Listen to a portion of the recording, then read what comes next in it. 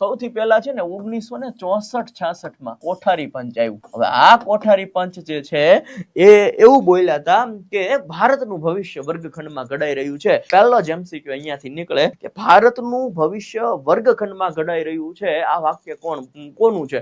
તો કે કોઠારી પંચનું છે.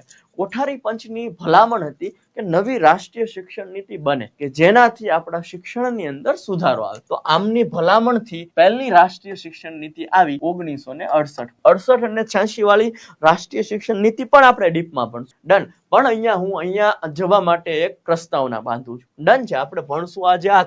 1968 માં પહેલી નવી રાષ્ટ્રીય શિક્ષણ નીતિ આવી. ઓકે, પ્રથમ રાષ્ટ્રીય શિક્ષણ નીતિ આવી. કોના સમયમાં આવી સાહેબ? ઇન્દિરા ગાંધીના સમયમાં આવી. ઓકે, કોઠારી પંચની ભલામણથી આ ઇન્દિરા ગાંધી ત્રણ પહેલી જે છે, સૌથી પહેલી જે છે 1968 માં આવી. બીજી રાષ્ટ્રીય શિક્ષણ નીતિ છે એ 1986 માં આવી સાહેબ. ઓકે, NEP 1986 કોના સમયમાં આવી સાહેબ? રાજીવ ગાંધીના સમયમાં આવી. અને 34 વર્ષ પછી ત્રીજી રાષ્ટ્રીય શિક્ષણ નીતિ આવી જેમાં અઢળક સુધારા થયા. 34 વર્ષ પછી આવી. ખાસ ધ્યાન રાખજો, આ આંકડો યાદ રાખશું. 1986 પછી ડાયરેક્ટ ક્યારે આવી? 2020 માં. 34 વર્ષ પછી આવી